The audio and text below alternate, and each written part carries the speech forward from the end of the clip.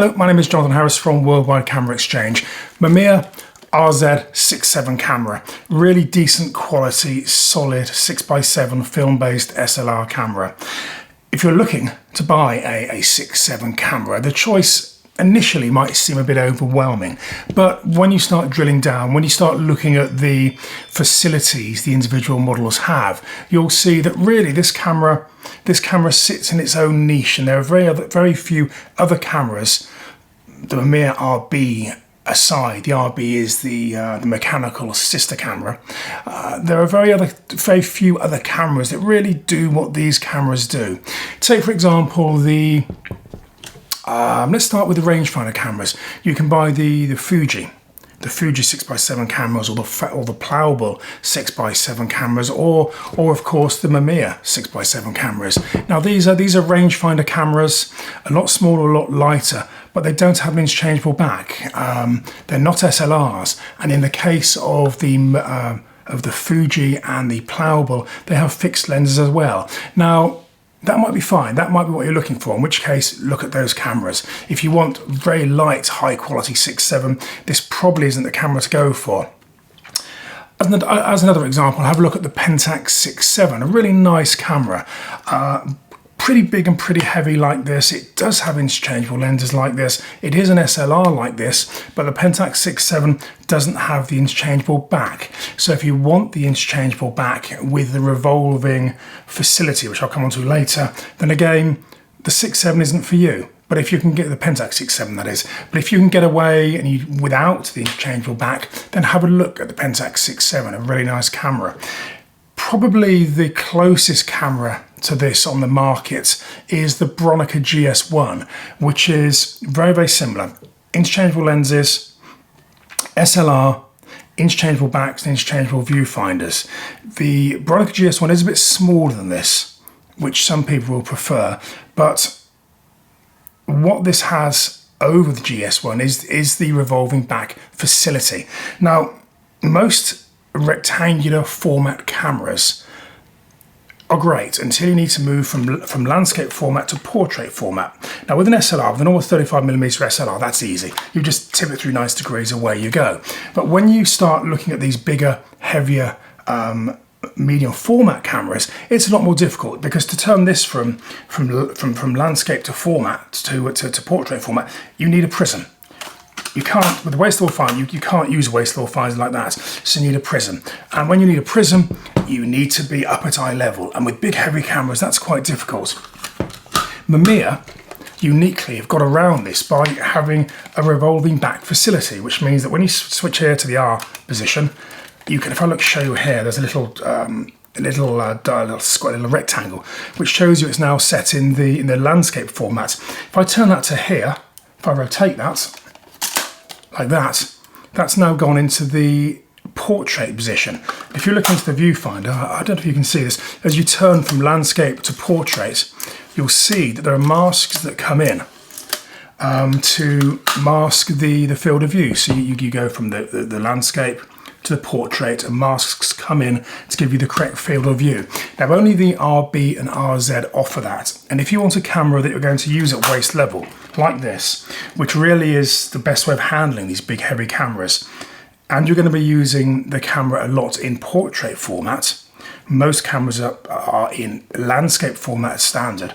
So if you're going to be using this camera a lot, or a 6.7 camera a lot in portrait format, then these are fantastic, and that really is the strength of these cameras. The ability to actually move from, once it's in the R position, move from landscape to portrait just by turning the back.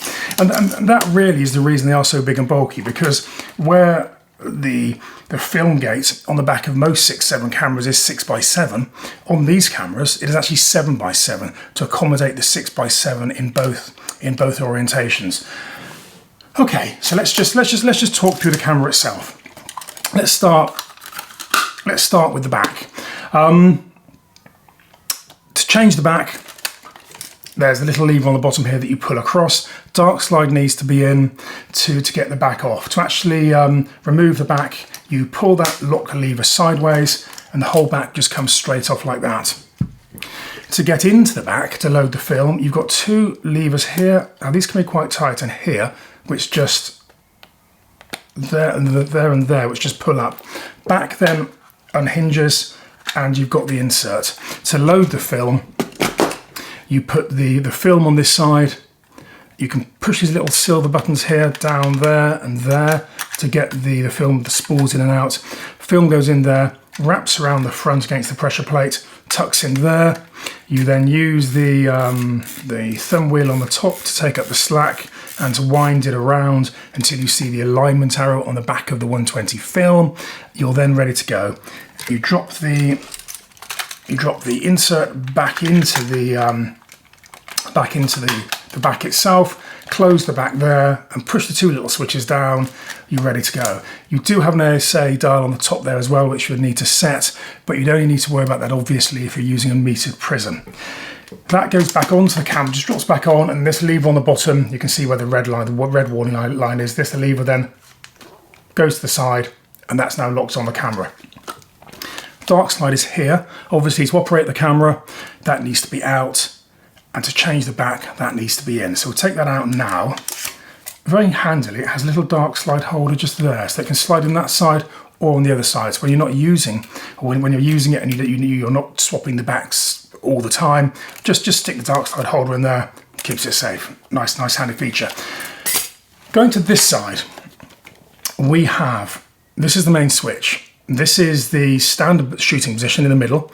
If you're using the camera without a film in, just push it to the M. That's the multiple exposure switch. That fools the camera into thinking that there's a film in. So if you're testing, you can just switch it to the M position and then fire away. If you're testing and you keep it in the standard position there, it won't actually cock, it won't actually fire. It'll just carry on doing that. Now when you're using the camera, if you want to go from the landscape to the portrait position as I showed you earlier, then you just go to the R position, that's the revolve position, and you can then go from landscape to portrait and back again. Really nice function that. You've obviously spotted that's the wind on crank. And here you have the focusing. Now with the RB and the RZ cameras, the focusing isn't inbuilt in the lens like it is with the Pentax 6.7 or the Bronica GS1. There's no focusing in the lens. The focusing is actually on the front stand of the camera, a bit like with the field camera. So you just rack backwards and forwards like that to focus. The advantage of that is that you have more extension.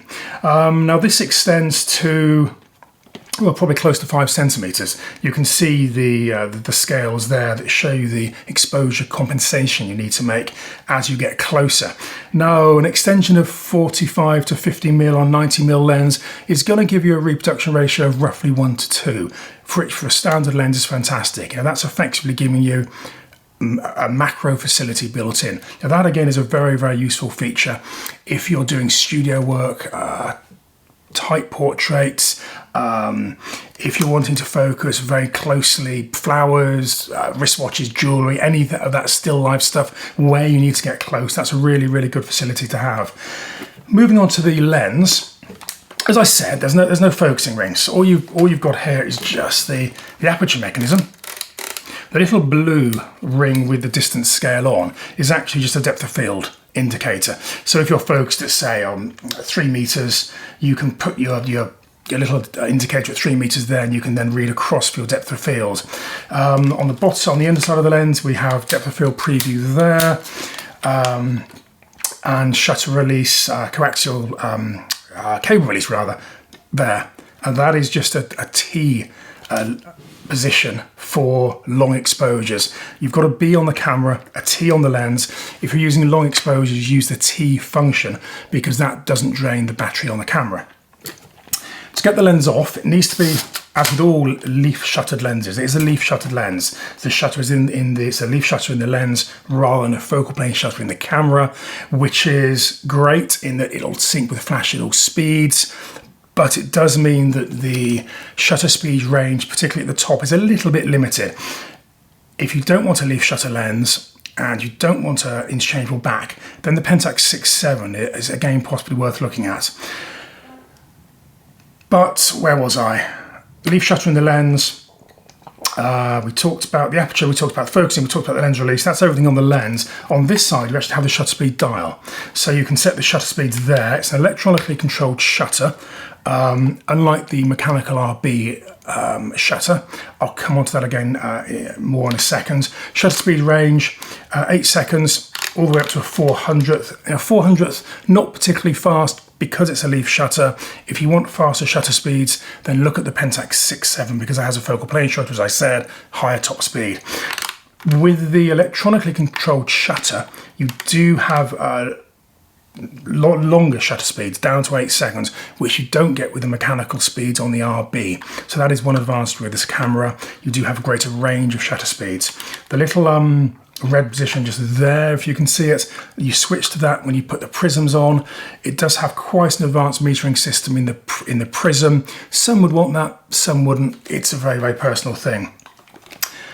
On this side as well, you have the focusing knob there, and on this side you have a lock. So once you're focused in position, you can lock that down again for still lives, still life photography. That's very, very useful. And obviously there you just have a flash connection hot shoe as well. Looking at the bottom, it takes a PX28 battery. That goes in there. The little cover just there is for a motor drive, which you can get to bolt on the bottom. I wouldn't particularly recommend it. These are big, heavy cameras. If you put a motor drive on it as well, they do get even heavier. I'm not convinced many people would need the 1.5 to 2 frames a second it gives you. I mean, you can do that just as fast manually. It's not a problem. So I wouldn't personally recommend that. On the base, you also have the tripod connection, 1/4 inch or 3/8 inch. And finally, just going on to the top, you have the waist level finder. Now this comes off. You push together those 2 little blue switches there and there, the whole thing drops off. As I mentioned, that can be replaced for various other attachments, chimney finders, prisms. Prisms can be useful, again, very personal. I find it a bit heavy up here. I think it works better at waist level. Interchangeable screen is just there. That can be taken out and changed with other screens. You can also take that out to clean the mirror and everything else behind. To put the waist level finder back on, that just clicks. You squeeze the 2 buttons together and away you go. The waist level finder itself, just a fairly standard setup with a pop-up magnifier up in there should you want to just do some fine adjustments in focusing. Now that's pretty much it. So as I mentioned at the beginning, if you're looking for a 6.7 camera, there's only really this and the Mamiya RB if you want the flexibility that this offers. There's a cost to that flexibility, obviously, in that they are big and heavy. You do need to you need to be absolutely certain that you can handle a camera this size. It's a lump to say the least. But if you're looking at this camera, you'll also be looking at the RB. And the obvious question is going to be, which is the better camera? Now, in its day, back in the 1990s, this was regarded as the better camera because it was much more flexible. You've got the better metering, you've got the extended shutter control because of the electronic shutter. It was seen as the better camera. These days, it's a different story. I would personally only recommend this over the RB if you need those additional facilities. If you want the electronic shutter, if you want the more advanced metering in the prism, then definitely go for the RZ. But if you're looking for just a basic camera, then definitely consider the RB. Now, the reason I say that is that the RB is mechanical. You do have to bear in mind that these cameras are 30 odd years old. If the electronics on an RZ fail, it's likely to be the body. And there's a strong chance if it needs spare parts, you may not be able to get those parts replaced. So if you buy one of these, just bear in mind that should there be an electronic issue, you may not be able to get the thing fixed. It would usually be the body. So if it were to go wrong, you can just replace the body. A lens will be okay, back will be okay, finder will be okay. Just bear that in mind. Some people may not want to invest hundreds and hundreds of pounds knowing that what they've bought isn't fixable. That's just a decision you have to make personally. If it were me, I think I'd rather buy a really clean, nice RB. Because the RB is mechanical, if they do go wrong, it's a mechanical camera and they generally can be fixed. usually with servicing, you can sort out any issues. And personally, that would give me more peace of mind, but it's a very, very personal thing. All I can really do is give you the information. You need to make decisions on what I've said.